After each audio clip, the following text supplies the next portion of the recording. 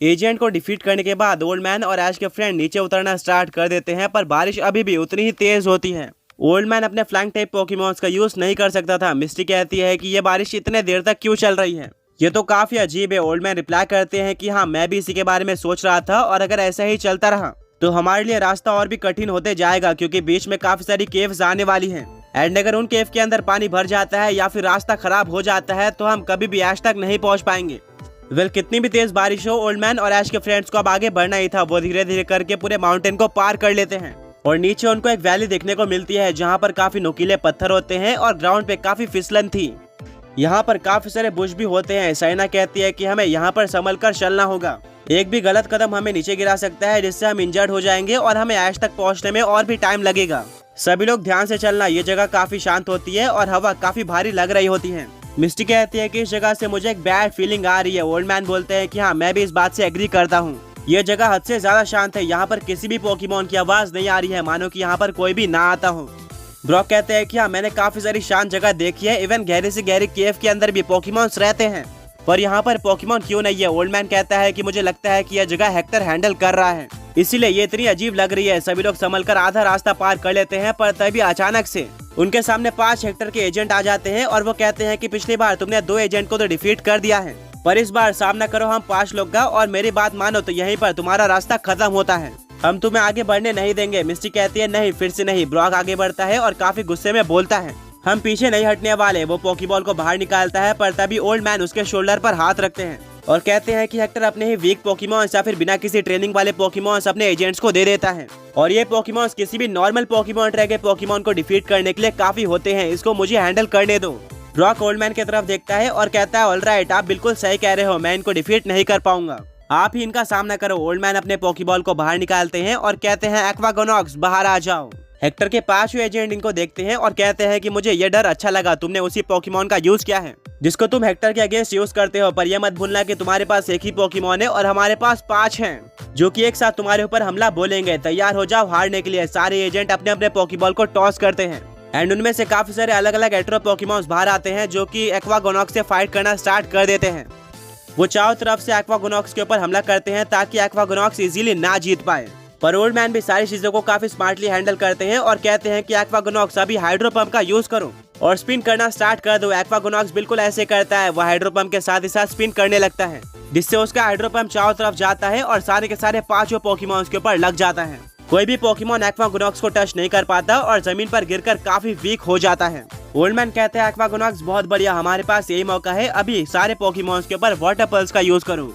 एक्वागोनॉक्स एक एक करके सारे पोकेमॉन्स के ऊपर वाटर पल्स का यूज करता है और सारे 5 पोकेमॉन्स हार जाते हैं, यानी कि 5 एजेंट एक्वागोनॉक्स को बिना कोई डैमेज दिए हुए हार गए थे, जो कि एक काफी ज्यादा अच्छी बात थी। वो एजेंट अपने अपने पोकेबॉल को उठाकर भागने वाले होते हैं, पर तभी ओल्ड मैन कहते हैं रुक जाओ, मुझे सिर्फ और सिर्फ तुम्हारे पोकेमॉन्स को डिफीट नहीं करना था, बल्कि मुझे तुमसे कुछ और चीजें चाहिए। एजेंट्स कंफ्यूज हो जाते हैं, तभी ओल्ड मैन एक स्माइल देते हैं और कहते हैं कि एक्वागोनॉक्स सारे एजेंट के ऊपर भी हाइड्रो पंप का यूज करो।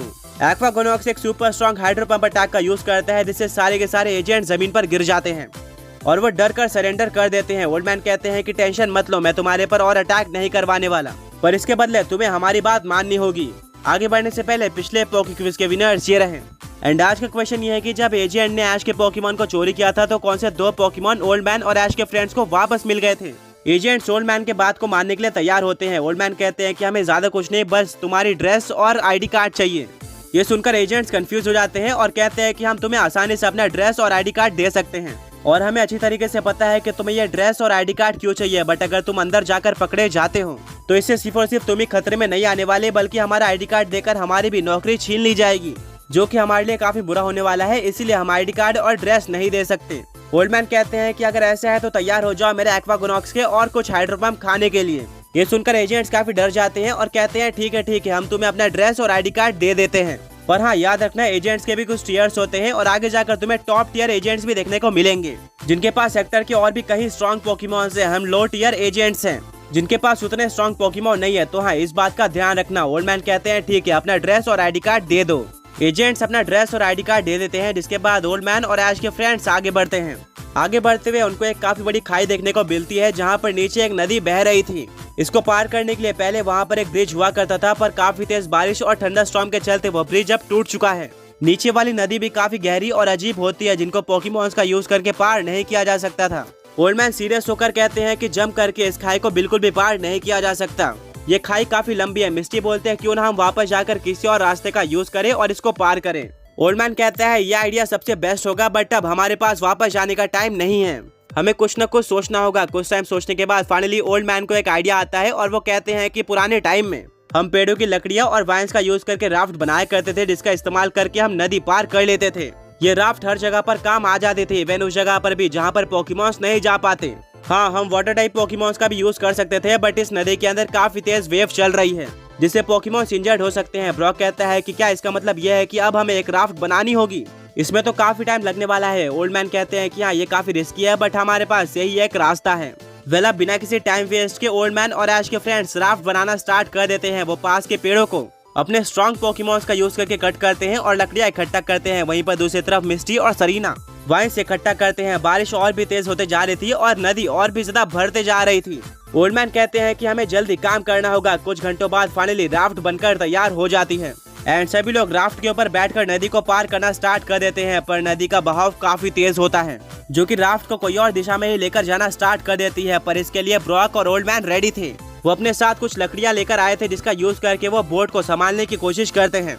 ऑल्दो इसके बाद भी ओल्ड मैन और ऐश के फ्रेंड्स उस जगह पर नहीं पहुंच पाते जहां पर उन्होंने प्लान किया था, बट फिर भी वो नदी पार करने में सफल हो जाते हैं, जो कि उनका सबसे बड़ा गोल था। और फाइनली वो नदी के दूसरे किनारे पर आ चुके थे, पर अभी भी वो खाई में फंसे हुए थे। उनको ऊपर जाना था। ओल्ड मैन कहते हैं कि अगर हम खुद ऊपर जाने का ट्राई करते हैं तो ये काफी खतरनाक हो सकता है और हम में से किसी को भी इंजरी हो सकती है। हमें मजबूरी में फ्लाइंग टाइप पोकेमॉन्स का यूज करना होगा। ब्रॉक बोलता है बट वो इस बारिश में अच्छी तरीके से नहीं उड़ पाएंगे। ओल्ड मैन कहते हैं कि बट इसके अलावा हमारे पास कोई और सेफ ऑप्शन नहीं है। ओल्ड मैन अपने फ्लाइंग टाइप पोकेमॉन्स को बाहर निकालते हैं, जो कि इस ठंडा स्टॉर्म में उड़ने में स्ट्रगल करते हैं और काफी बार उनका बैलेंस बिगड़ने भी वाला होता है। पर अपने एक्सपीरियंस का यूज करके वो ओल्ड मैन और ऐश के फ्रेंड्स को संभाल लेते हैं और खाई के ऊपर पहुंचा देते हैं। फाइनली ओल्ड मैन और ऐश के फ्रेंड्स ने काफी बड़ा टास्क कंप्लीट कर लिया था।